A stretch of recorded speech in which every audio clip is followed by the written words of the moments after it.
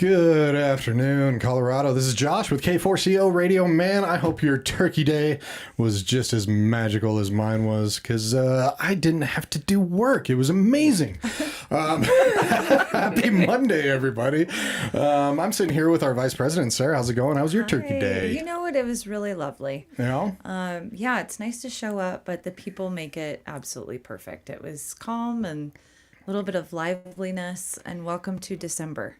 Yes. I can't believe, we are inches away from Christmas and Hanukkah holidays and New Year's and all the good stuff. All the fun stuff. Yeah. Almost 2026. Goodness gracious. I know. It's been a fast year. So happy holidays, everyone. I hope everyone had a great Thanksgiving.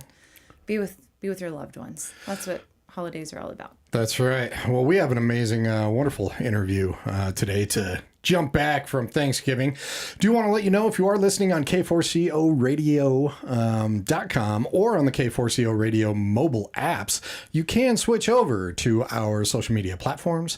K4CO Radio on Facebook, LinkedIn, YouTube, Instagram, all that fun stuff. See our smiling, beautiful faces, especially the three beautiful ladies I am in the studio with today. That's the truth. That's right. It is.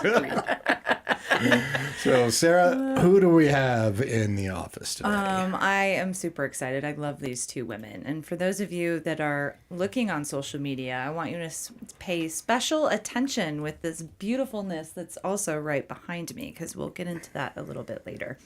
So we have Michele Vanags with State Farm. I was going to regurgitate it and it didn't work. With State Farm, and Pamela Lush-Lindquist with Wooden Hawk Foundation. Hi, ladies. Hello. Hi. How are you guys? We're doing great. Good. Great. Well, happy Thanksgiving to you guys, too. Thank you.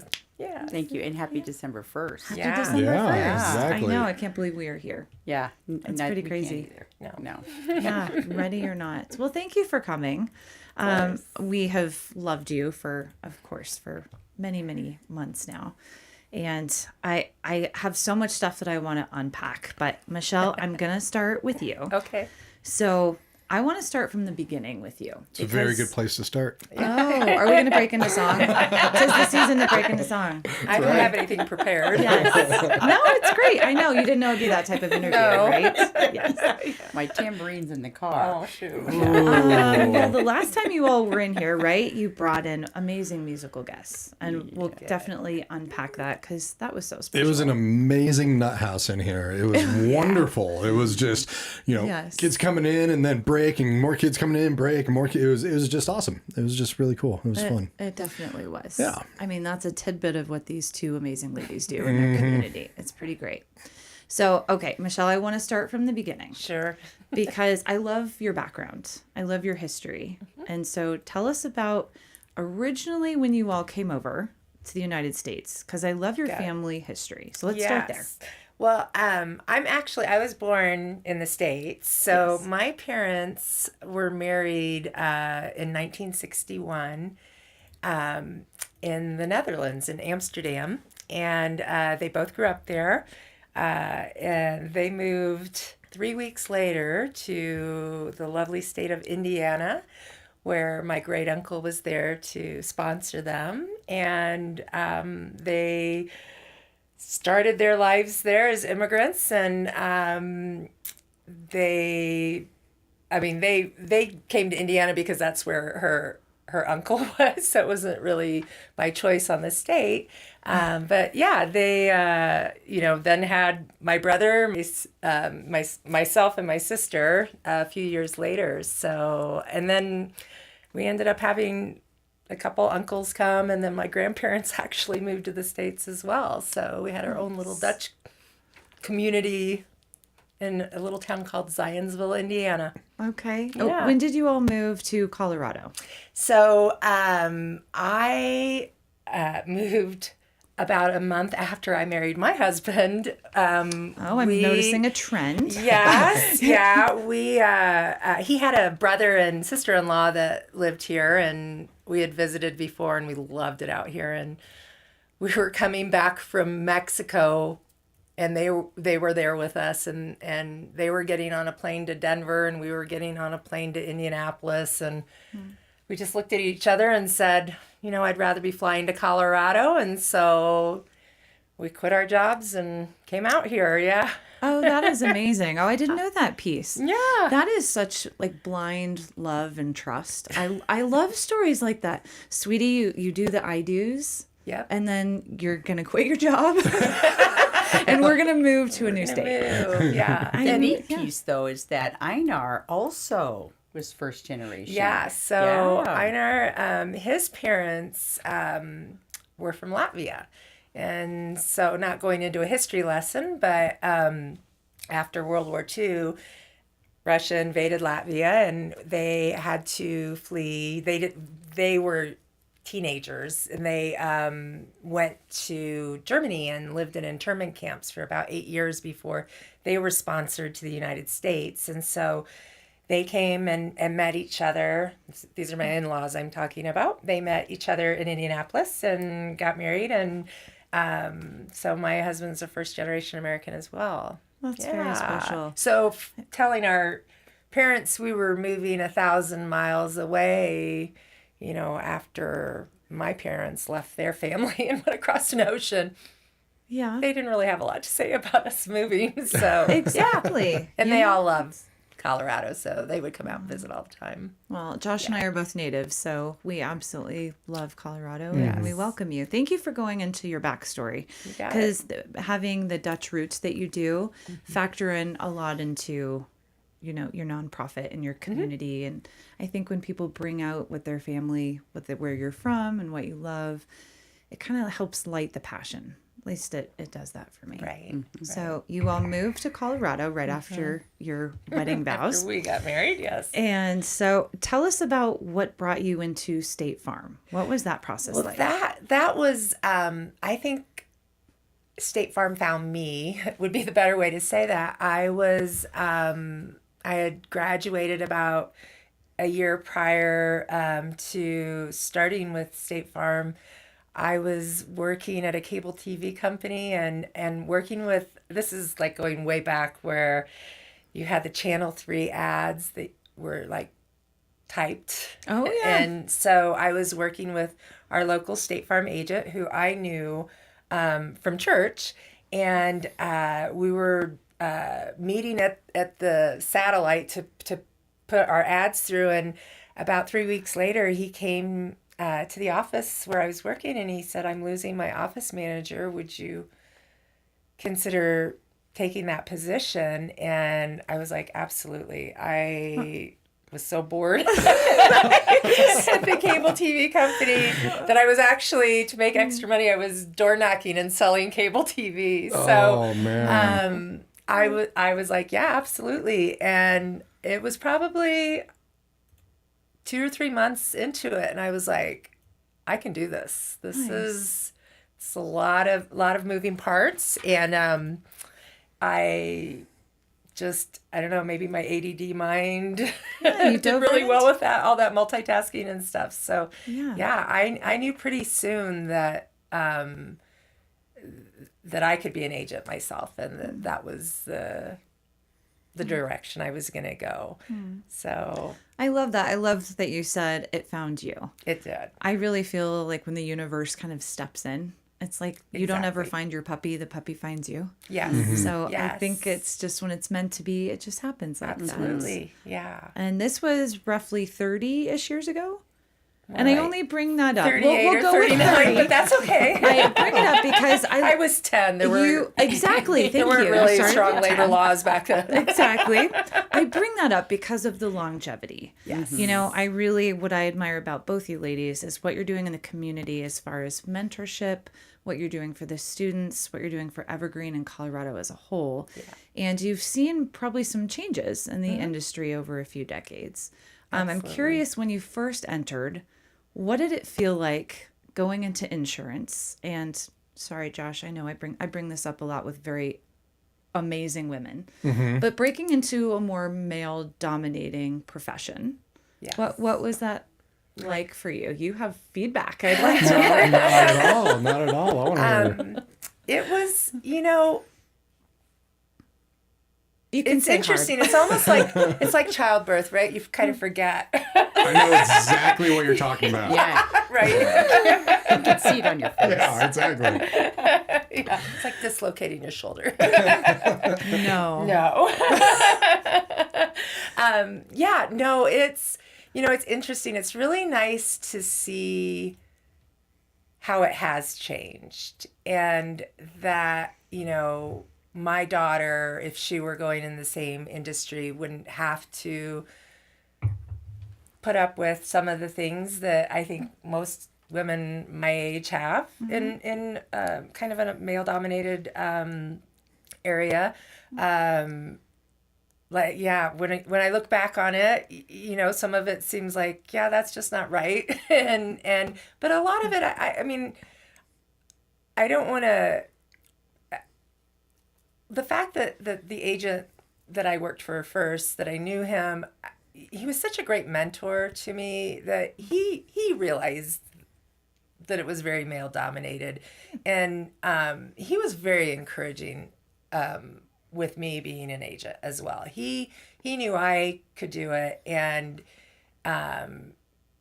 he was excited that State Farm was hiring more women to be agents. And when I came to Colorado, I worked for a brokerage firm for a little while, and I ended up working for another agent, and this time was a female, and it was really interesting to see a strong female role and how she handled things compared to how my previous agent handled things, only because she had to. And so it was a really good learning experience in how to really stand up for yourself and be strong and limit what you would put up with. And it's kind of sad that back in the day there were things that you did put up with because you didn't have a choice, really. And it's nice that State Farm corporate has, I mean, it's not like that anymore, and it is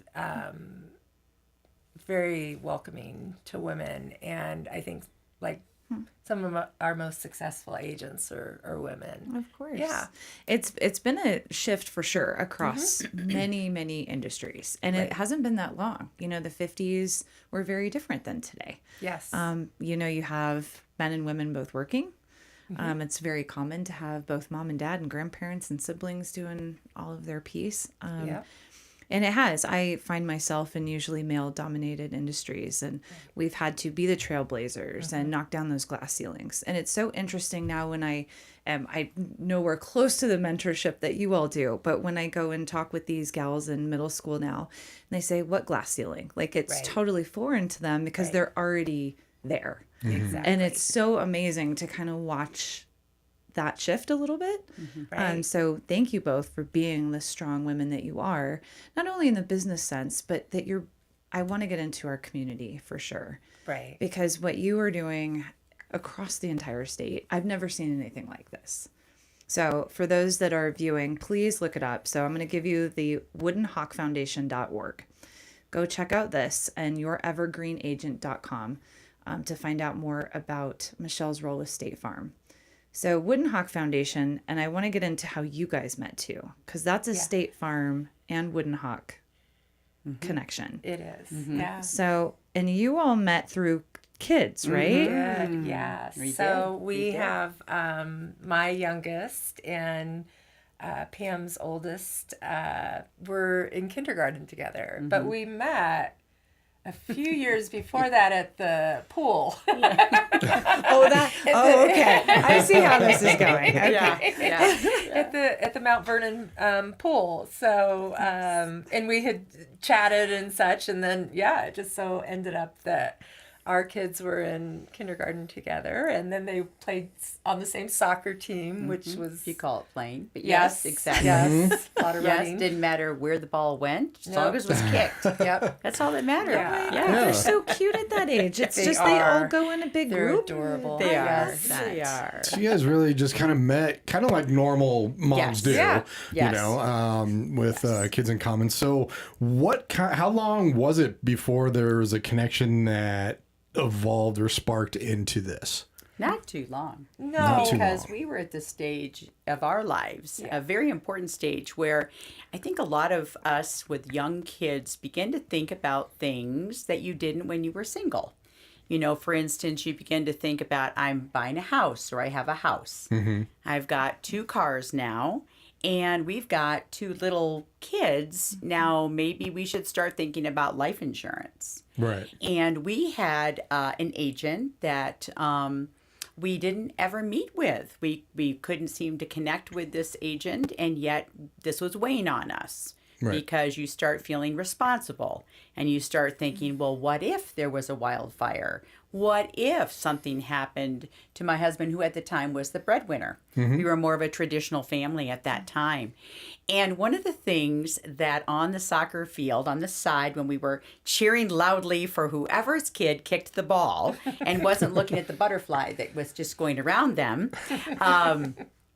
my husband had a chance to just spend a couple of minutes with Michele. And he turned to me and he said, my husband's in finance. He's also an attorney. And he said, now this is someone we need to sit down with, because I can tell in the first few seconds that the few questions I asked about things I don't understand, the word bundling, the word term versus universal, we know these are things we were supposed to know. We also knew that this was going to be a big chunk of our income going to something that was investing in our future, protecting our assets, what we had.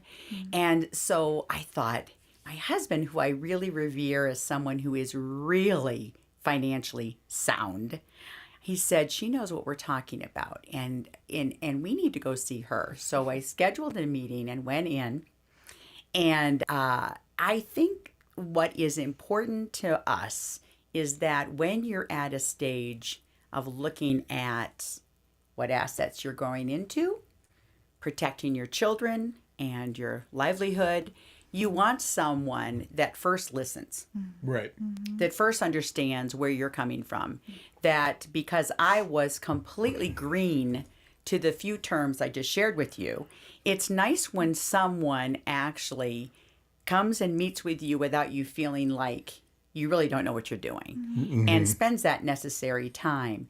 We probably met with you, which was scheduled for about an hour. I think we walked out of there after 2, and Peter's like, normally after a meeting like this, I say, I need a drink at the local bar.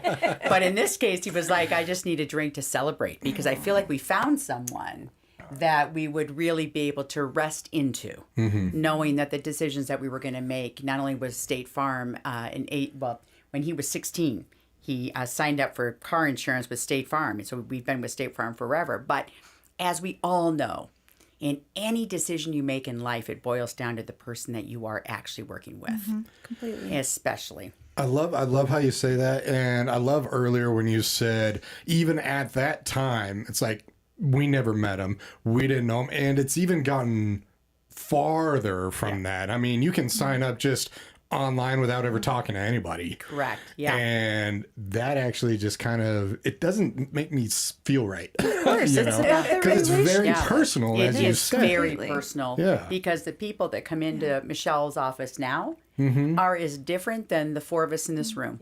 We Right. all have different needs at the time. We all have different questions. We come from different places. Michelle is a first generation American. Her parents had questions that we probably didn't have as born Americans, Right. that kind of thing. So that morphed into just a real admiration society, that we would see Michelle around town, and she was everywhere. I mean, here she was raising 2 little kids. She and her husband were very hardworking, but I got involved in tons of nonprofits, primarily school. So I was running the PTAs. I was creating banner programs where we made money. And the very first person I would come to at least get the program started was Michele. I'd walk into her office and she'd be like, all right, what kind of thing and fundraiser are you doing now? And I'd say, oh, well, let me explain to you. And I could see her. She'd open that drawer, get out the checkbook, and she would be my first sponsor for anything we did with the schools. And that was the elementary schools, the middle schools, the high schools, after school programs, anything we could create, sponsoring teams, sponsoring individual students that couldn't participate in a DECA club competition. Michele was always front and center. And so we somehow then started talking about all the things that you wanted to do and leave in perpetuity past just your agency. We did. Running your own business and having 2 kids and my husband traveled a lot with his job. I, in a perfect world, would have split myself in 2 and, done so much more of the things I wanted to do in the schools. And I didn't want it to be about just writing a check. And I wanted to be so involved with that. And Pam knew, well, because we both did a lot of volunteering at the schools. And that's what's, great about our school system up in Evergreen is that there's a lot of parent volunteers. And so we would see each other. I think I was always a room parent for one of my kids. And so I knew that Pam had the same passion for students in the schools and doing what we could to help out. And so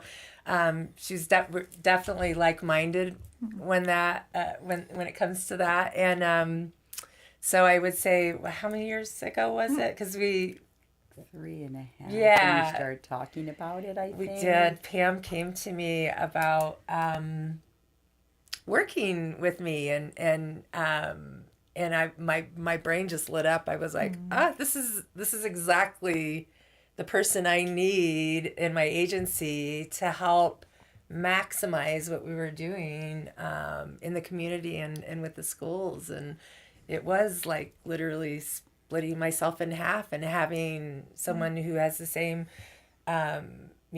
values and passion for students to help me just make a bigger impact. And so. we started seeing trends when Michelle's older son and then daughter Jade and then my 2 boys. The trends that we started to see was that public school was no longer offering certain programs. They began to call things like art and music, physical education, specials. Yeah. And I remember thinking when the kids were in middle school, well, what does that mean?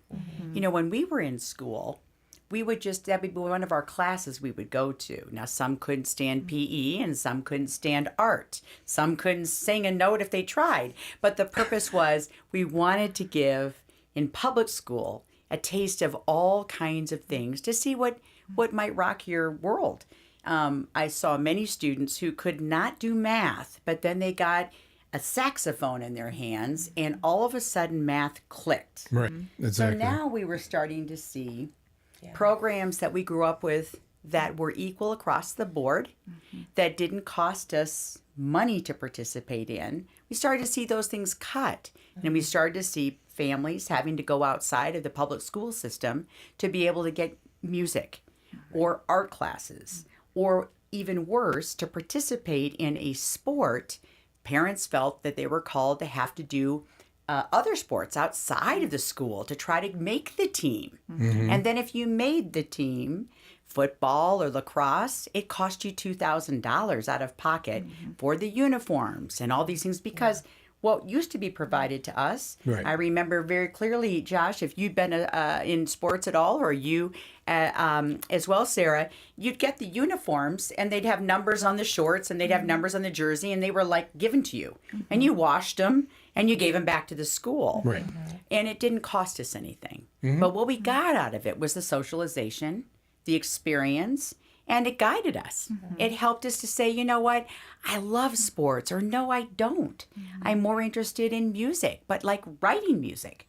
Like I'm really interested. So Michele and I would commiserate on the fact that not only did we see these things ending, the alternatives were that it was costing families, hardworking families, money just for their kids to participate. So what public education became is a have and have-nots.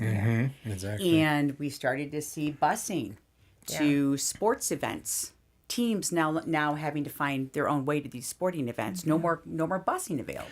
Well, now there's airplanes. Don't get me started on that. But I am curious a little bit. So, was it really the fact that these programs were being cut that drew your passion to that, or did you have a passion for the arts prior that really that it was perfect that this happened? Yeah. So I, was exposed to music, and I had piano lessons. That was something that my mother lived vicariously through me to do piano lessons, and I was a great typewriter or typist after that. But we were exposed to that, and my parents, we were very, working class. My dad was a diesel mechanic and usually worked 2 jobs, but the cost to doing any of these things weren't a big deal. Right. So yes, music, I talked my mother into, if I joined band, could I stop doing piano lessons?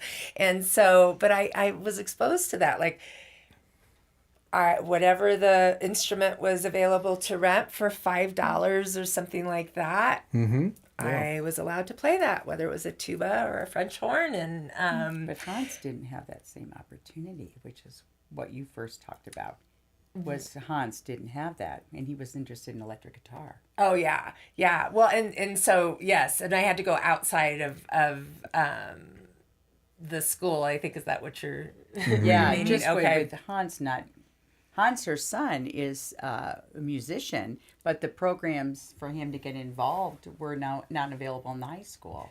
Yeah, and I think that I think he really he was one where he kind of went in and out of, typical typical kids, where they kind of go, I love it, I hate it, I want to try something new. Yeah, and I was the same way, obviously. Breakfast cereal. Exactly. But music, and it was always there, right? Whether it was I enjoyed it. We had a phenomenal music teacher that taught from the grade schools all the way up to the high school, and she put on these elaborate performances, and you knew when you were in 8th grade that it was going to be that 8th grade performance, and we'd all audition for it. And as much as I don't like being on stage, you did it because that it was that was your year to do that. And so I think music and the ability to do that, or to do art, when I think about my school, I really think about our PE classes that we had. 6 weeks I did golf lessons. A parent would come and volunteer and help to do that. One parent did horse riding lessons, so English writing, and I had done Western, and I was like, oh, I want to try this. So it was just that opportunity to get to try those things that were so important. Whether I liked it or not, I don't think I would have been exposed to that if we didn't have those programs in place. And I think that what we saw with the kids is that, those things that may have been extra, or even, sports in general, right? Or PE classes, not everybody loves it, but just the opportunity to try it and see if you do like it is what it's really about. And so I think we know how things like music and art help with education, and how important they are. And just the fact that, those are the things that would be cut. Right. I think that it's a detriment to our kids. Well, I remember as young as I was that those were always the first things cut. And I'm kind of with you. I fell in love with music. I was actually in sports until about 7th grade, but then my parents bought me a guitar. There you go. I'm gonna play some music. But what I love about kind of the Wooden Hot Foundation when it came to music, I mean, you guys basically took a extracurricular type thing like music and just put it into overdrive. Yes, we did. That's a great way to say it. Actually. That is a really great way to say that. In fact, when Michele was creating the mission of the Wooden Hawk Foundation, her thought was, what I want to do is I want to create a future center in high schools where you could go in and students can get equal information about all kinds of futures. Right. So what we would love to do is create an opportunity for students to be able to shadow or have phone conversations with someone in an industry they're interested in. If it was someone who plays in a band, you as a young guitarist might love to have spent the day with someone who plays in a band at a club somewhere to see if this is something that you could be a part of and that maybe you could make a career out of.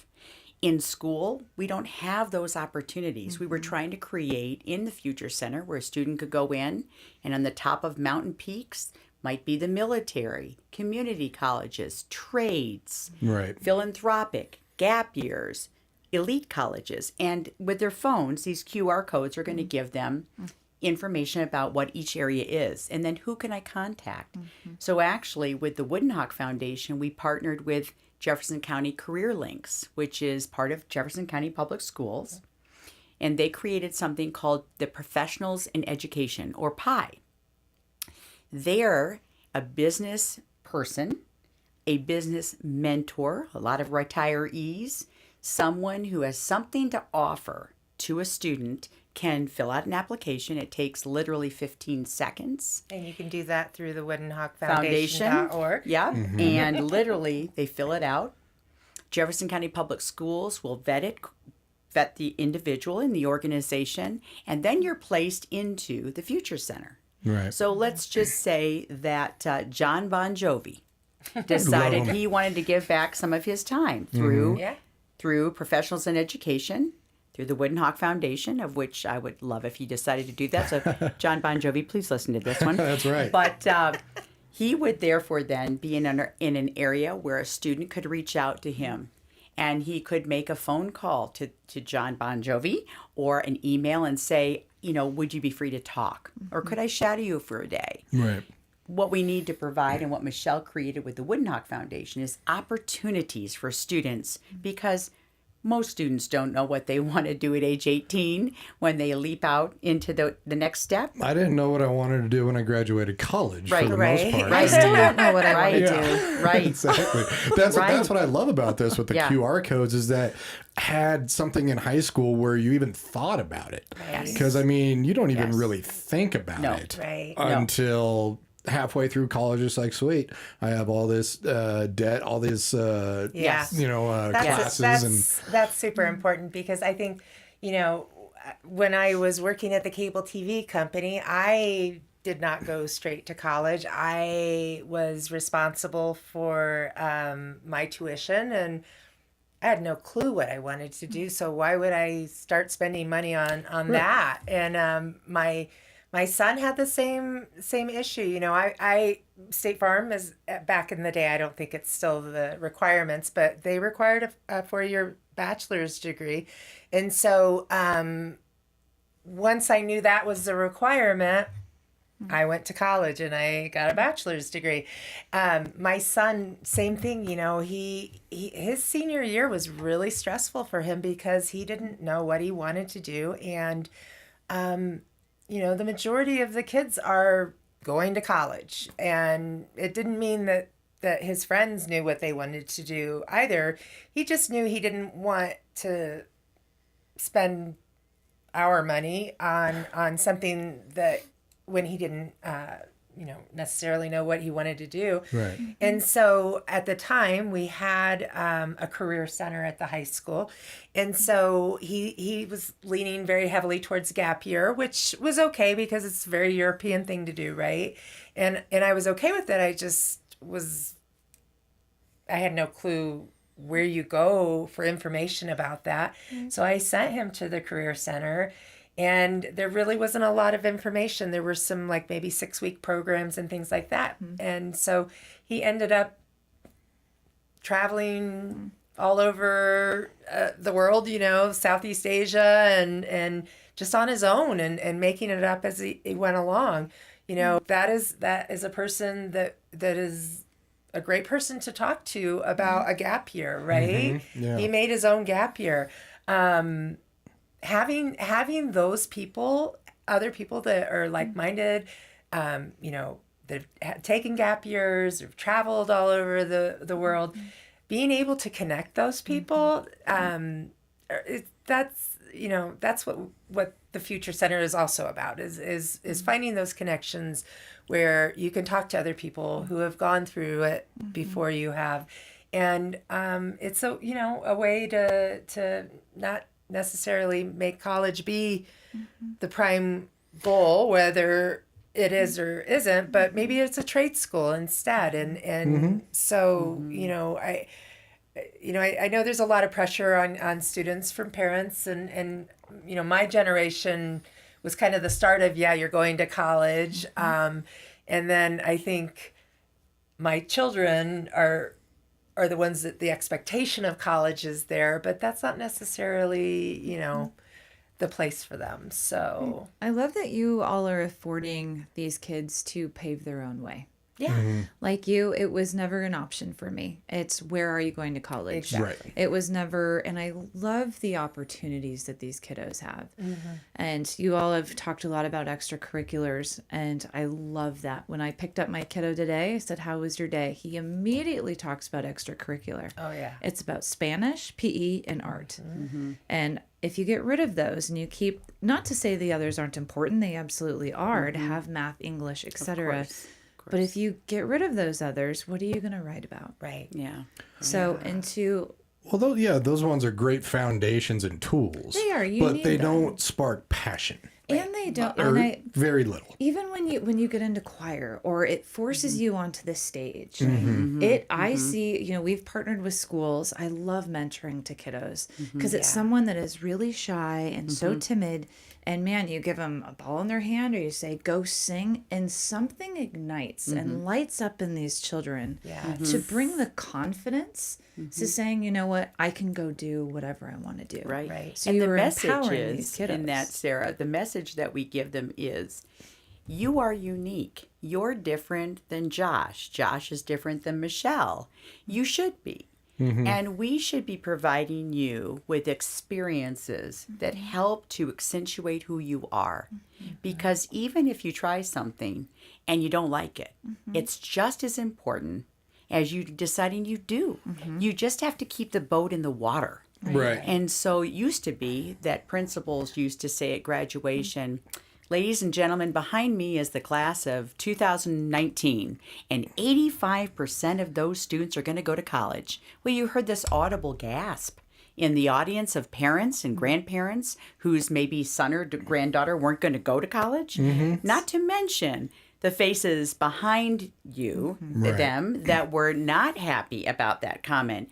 You finally have them now saying, ladies and gentlemen, the class of 2026, where 100% of the students have a future.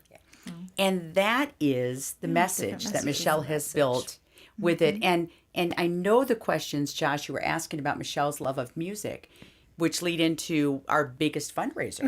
Right. Because our biggest fundraiser, Michele said, look, if we're going to be talking about building something for students to have experiences, we've got to have skin in our own game. Yeah, we do. We've got to build something that gets bigger and bigger every year, that provides students the opportunity to be trained, to be mentored, and then to run something. So the Mountain Music Fest is exactly what I truly love about it too is just like when I was a kid, it's just like, oh, I want to be a rock star, or something like that. And I didn't even think about all the different avenues inside of music that I could have taken, Right. Yes. which is a big point of what you guys Yes. do. Yes. So for all the listeners out there, check it out, woodenhawkfoundation.org. I was hoping. And if you are watching, Yeah, I was going to point. And mountainmusicfest.org. mountainmusicfest.org, there's a poster behind Sarah. And we heard about this, and I still remember the first lunch with you, Pamela. And it's absolutely amazing what you guys are doing when it came to, this is a music festival that is run and presented and coordinated and everything primarily by students. Yes. Yes. And so go into a little bit about that, about what you showed us. Well, should we back up and talk a little bit more about how the Wooden Hawk Foundation, so the Wooden Hawk Foundation, the idea of it was to continue to support our students in perpetuity. Right. And having the Mountain Music Fest be our primary fundraiser for the Wooden Hawk Foundation, which then allows us to implement the future centers and also an alumni center in the schools. So the Mountain Music Fest, we wanted to have like a day of about 6 different bands.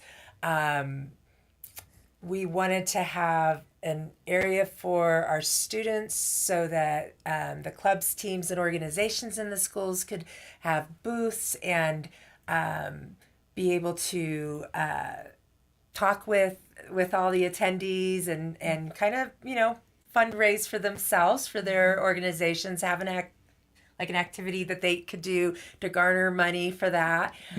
We also have student artists that would be able to sell their artwork and learn how to sell their artwork. Yeah, exactly. So we taught them how to sit in a booth. Yeah. How do to you put present it. jewelry? Yeah. Like how do you does jewelry lay flat on a table, or what do you do when someone buys something? And what do you say to someone when they're looking?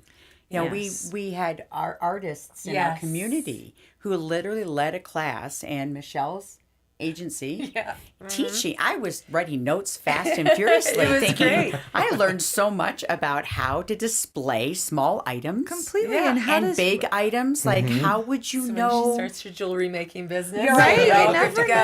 know. But it's those kinds of things. And Michelle, Yeah, it's so opened basic. the door. You think about it, and it's like it's so basic, but it's so important because who's going to teach you those things? Yeah. And a lot of I know me personally, you learn a lot by making mistakes, right? And Well, sure. so I think And that's the hands-on only time you learn. Yeah. You don't learn when things are perfect and No, going great. Right, no, exactly. right. Yeah. But bringing it down to the basics and having these wonderful people that volunteer their time to come in and speak to these artists and let them know how you would set up your and how to your make displays. a business. Right. Yeah. Like if an artist, a young student artist, is told constantly in the media or maybe by their grandparents and their aunt and uncles, hey, honey, I love that you can make beautiful masks and maybe we'll buy one, but you've got to go to college. Yeah, Right. you can't make a living Exactly. doing You know, that. and talk about a mental health issue. Especially 99% of Colorado is small business entrepreneurs Exactly. that makes it up. Right. And we've forgotten about that because Right. when I was growing up, it was find a good job. Yeah. Yes. You Yes. know, that's what we were told. And when a young person, when they are stifled and there's no way for them to be able to try what their desire is, if they want to play the guitar, Right. for instance, or they want to try and paint.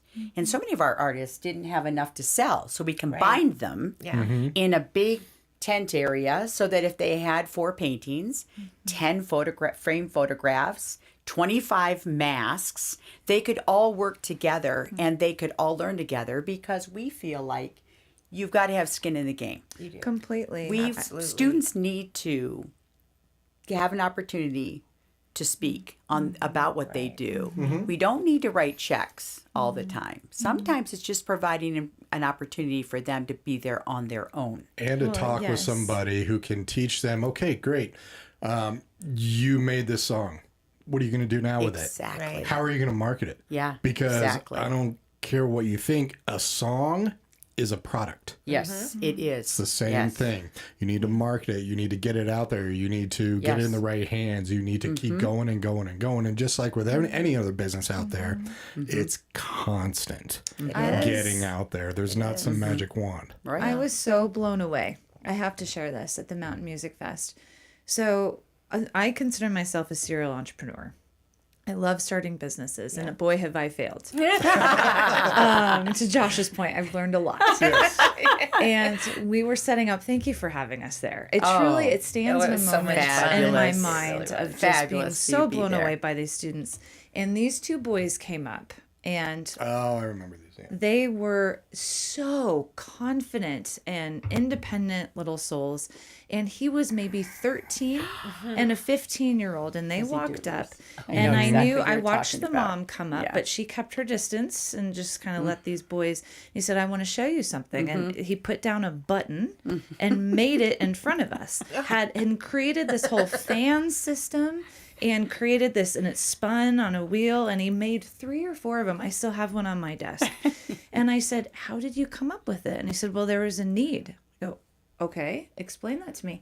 And I said, what are you doing with your money? They had this, and he couldn't have been more than 13. No. He's Mm-mm. 13. Had entire business plan. He goes, Yep. well, I'm saving 70%.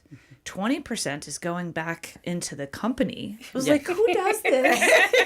And I loved the company name, Dizzy Doodles. Yes. I think it It was. is. So, I know, right? That just And stands he out to flew me. his business partner, who was Yeah. also 13. Out. He had just moved to Colorado not so long ago. So he flew his business partner from Florida, Yeah. who was 13, so that they could work it together. Because Out of the savings that he saved from his 50, it's a 50-50 I was not operation. doing this at young teens. No, so no, this is he a testament was to a whatever hoot. you all are doing. Continue, Well, because they are truly creating things that grown adults aren't I doing. think our most exciting story of all, though, the one that just got, it's still, when Michele and I think about it, and we sometimes when things are really hard, when we were starting a foundation exactly the same time we were starting the Mountain Music Fest. Now, who does that?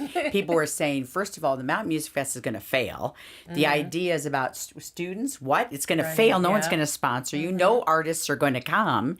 And yeah, we like your idea with the Woodhawk Foundation, but good luck on getting funding. So we were looking at each other many, many nights. I'm sure you can appreciate this, thinking, what are we doing? thinking? Yeah. But this year, I think for us really fantastic. did it Yeah. because 2 years ago we sponsor our Mountains Got Talent, which is a opportunity for young artists to get up on a stage in April, and they get to compete to be our opening act. And we get all kinds of students, mostly who've only sung in their bedroom.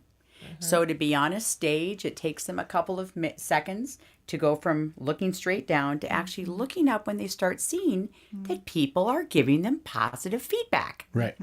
So the winner of Mountains Got Talent, actually, we have a number of them because we have different other smaller festivals that they get to play at as well. So we had this threesome, Yeah. a garage band. Yes. Although, as they told me, nobody lets us, we don't know why we call it a garage band. We don't even have a garage. And one of the musicians has a garage, but his grandmother says, it's too loud, you can't play here. So these three had practiced 3 times before they got up on stage. No name. They had no name. And they won. They blew us out of the water. So they played in 2024 as our opening act. Now, I was going to print on our posters. I said, guys, you got to give me a name. You've got to have a name. Okay, they said. So they said, give us a half an hour. They called me back and they named themselves Nonprofit. Spelled Prophet. Yes. So they were opening act. Well, come to find out, 2025, we open up applications. Nonprofit is on again. They've gotten even better. Yes. They've added another musician and they blow us out of the water and they win again. Yeah. So their drummer, who also plays guitar, he impresses everybody this year, but he impresses one of our headline acts, the Flowbots. That if you Google the top bands in Colorado, Flowbots always is in the They've top. I can been ride around for my a while. bike with no handlebars. You just to got give it. a You frame got of it. reference. And they were bought into Michelle's mission of the Wooden Foundation. They were incredible artists for us, headline act. Their drummer, for whatever reason, couldn't make it to Mountain Music Fest. And they pulled the drummer from Nonprofit to play the entire set. We witnessed And this, he and I tore it up. I grabbed Josh, and I'm like, "Get over here and look at this kid." Yes. and he's the ripe old age of 15. No, I think he's 18. He's 18, now. yeah. Oh, He's okay. 18 now. Okay. Yeah. Yeah, So yeah.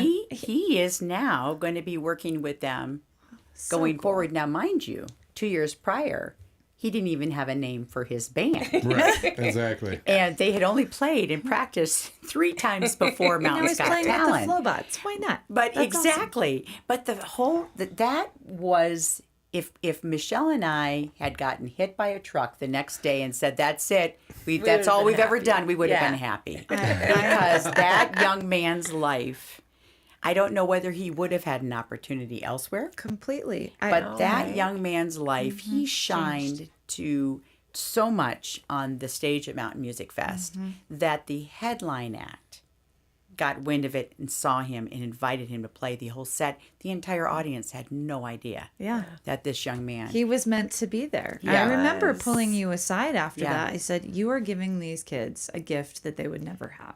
Well, it That was is mind-blowing. It was amazing. It was for amazing. us. Yeah. That It is was exactly the reason why we do what we do. exactly. Yeah. So that we just tell these musicians, now listen, guys, when you are playing at Shea Stadium and you're playing in London at Wembley, and we come in our getting your walkers and grams. we're like, do y'all remember us? Right? We want backstage passes, or at We- least, a little Just wink. mention That's our right. name. And they're so cute. There was, we will. We will. We'll remember you. We'll remember you. Of course. But that, that plus the hundreds of people that are inside the Future Center that want to do the same thing, from a Yes. retired lieutenant colonel in the Marines to a school teacher to a welder to a drywaller to a small business artist. These are incredibly wonderful people that want to be a part of a student's life. Right. Michelle's created the shell to where that can happen.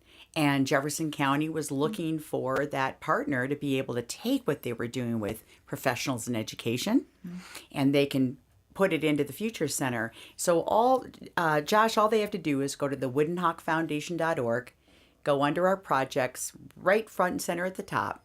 There's a link that they can click on. It's just a one page. You guys, I hope will do it. Yeah. One page that you just fill it out. Jefferson County will make contact with you, let you know that you've been accepted in.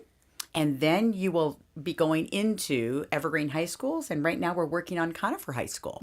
So you'll be following along with, and a student now, if you guys are willing to do it, who is interested in broadcast, would now have somewhere to get to shadow or talk to or be a part of your world for a day. Right.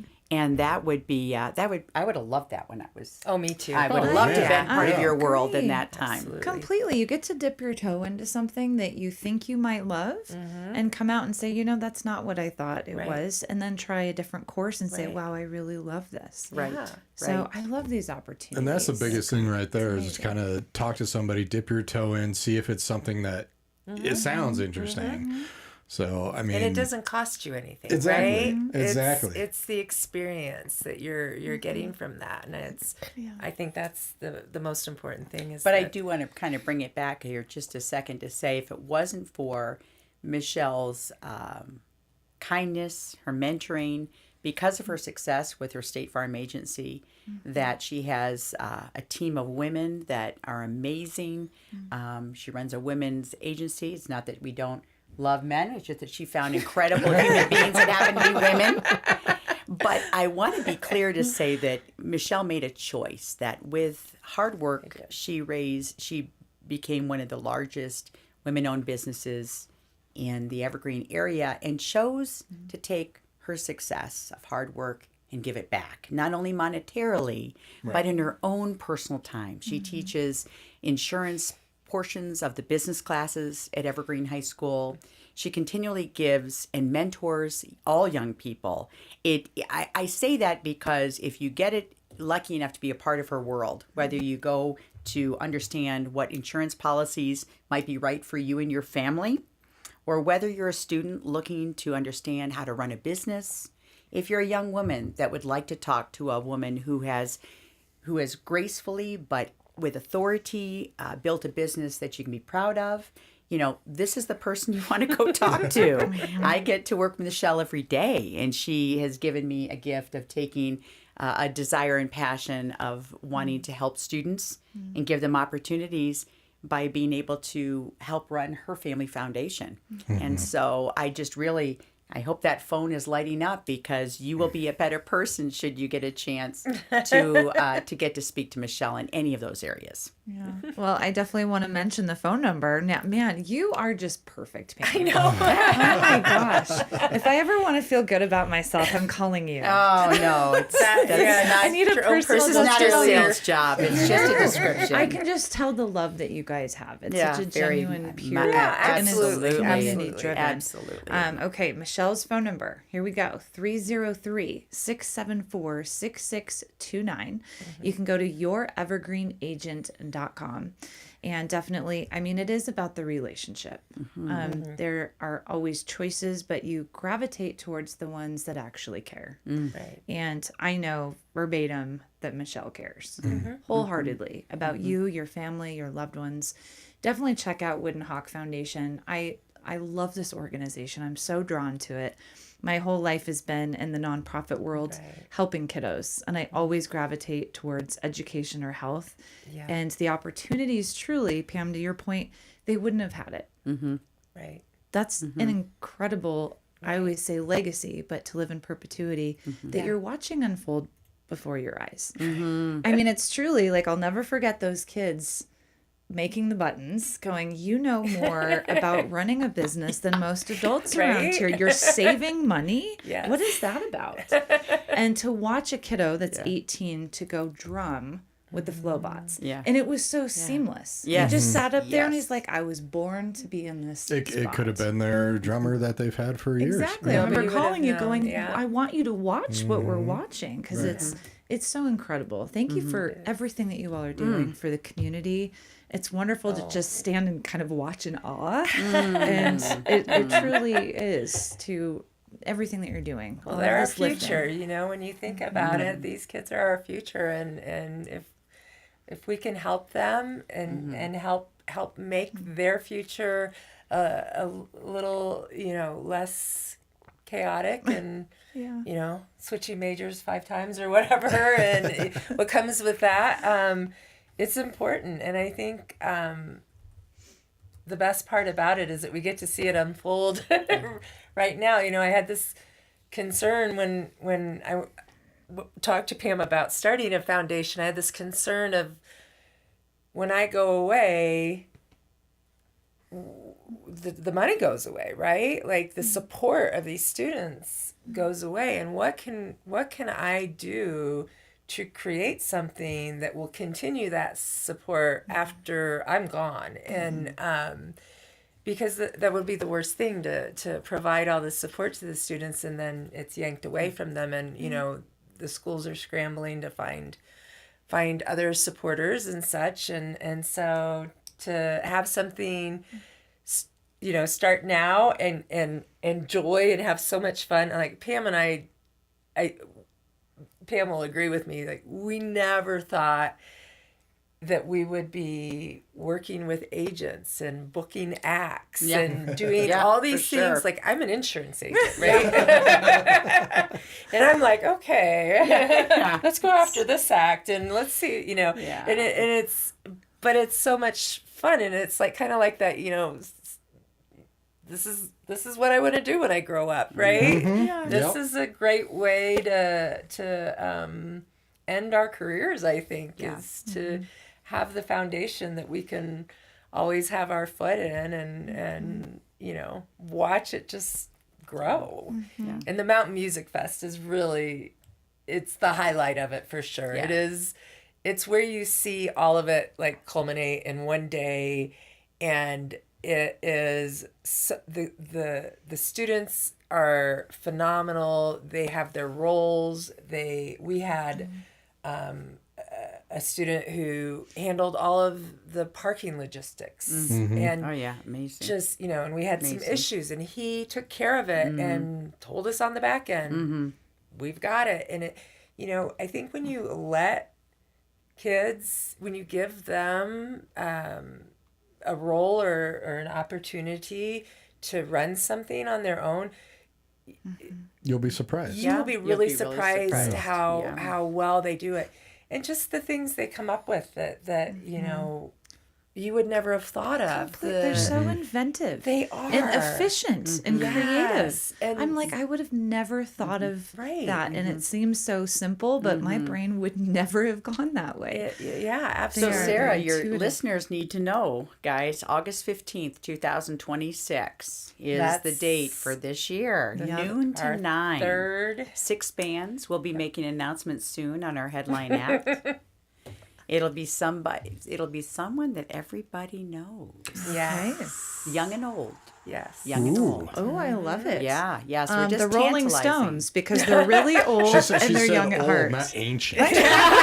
I'm just throwing that out there. I'm trying to get a hint. They're under 80. They're under 80. They're under 80. Okay. They're old, but I think they think they're, still in their 20s. Yeah, Oh, exactly. They definitely think it, No, we will be there. We're so excited. we're excited. You and guys we are want the gonna join kids us. back and the students back. Because Yes. truly, I mean, it blows my mind a little bit to say, okay, now you're running the stage and the sound and the parking and putting together all the acts.